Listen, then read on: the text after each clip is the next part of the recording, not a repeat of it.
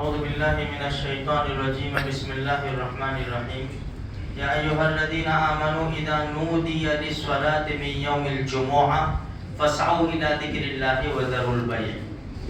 دیکھو سارے دنوں کا سردار جمعہ کا دن ہے۔ یہ مبارک گھڑیاں شروع ہو گئی ہے میرے بھائیوں۔ شب جمعہ بڑی برکت والی رات کہلاتی ہے۔ اللہ کی عبادت کرے، خصوصاً اس رات کے اندر فلسطین کے مسلمانوں کے لیے خاص طور پر دعا کرے۔ دیکھو حالات بڑے نازک ہیں۔ ویسے پوری دنیا کے اندر مسلمان نہتا، کمزور، بے بس، ضعیف، مسکین، غریب، کوئی اس کا پرسان حال نہیں ہے۔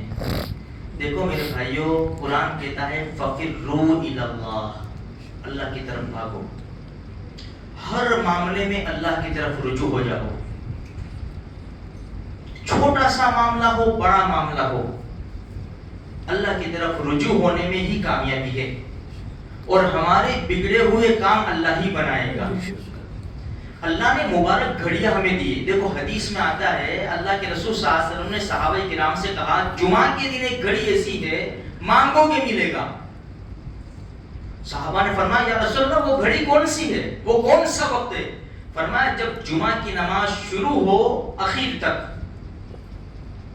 پھر ایک دوسری حدیث میں اللہ کے رسول صلی اللہ علیہ وسلم نے ارشاد فرمایا جمعہ کے دن عصر کی نماز کے بعد سے لے کر غروب تک اس میں وہ گھڑی تلاش کرو۔ اسی لیے ہمیں کہا جاتا ہے کہ جمعہ کے دن عصر کی نماز کے بعد ہم جب نماز پڑھ کے چلے جائے اور مغرب میں آنا ہے تو ذرا جلدی آ جائے۔ دیکھو جو ہمارا مغرب کا وقت ہوتا ہے نا، اس کے 5 منٹ کے بعد اذان ہوتی ہے۔ یہ بات ذہن میں رکھو۔ تم ایسا سمجھو کہ 5 منٹ میں جلدی جا کے مانگ لوں میں تو سنیچر لگ جاتی ہے۔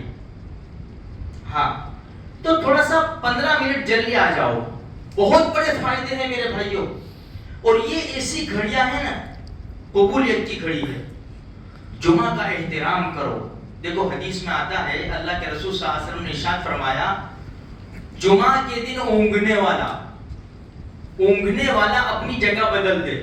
وہ سے بیچارے تھکے ہوئے آتے ہیں، ایک لگا کر سو جاتے ہیں جمعہ کے دن، کیونکہ ممبر پہ سے امام کو سب نظر آتا ہے نا۔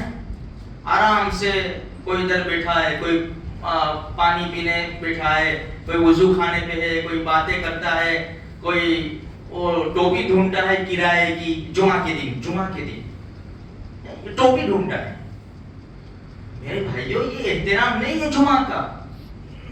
جمعہ کا دن جو ہے نا، جس میں آدم علیہ السلام پیدا کیے گئے، بڑا برکت والا دن ہے۔ ہم قدر نہیں کریں گے تو دیکھو قدر نہ کرنے سے نعمت چھن جایا کرتی ہے، تو ہمارے دلوں سے پھر اس کی عزتیں نکل جائے گی۔ اسی لیے دیکھو کہتے ہیں بھائی سنتیں پڑھو، سنتیں چھوڑیں گے تو فرض چھوڑنے کی عادت پڑ جائے گی۔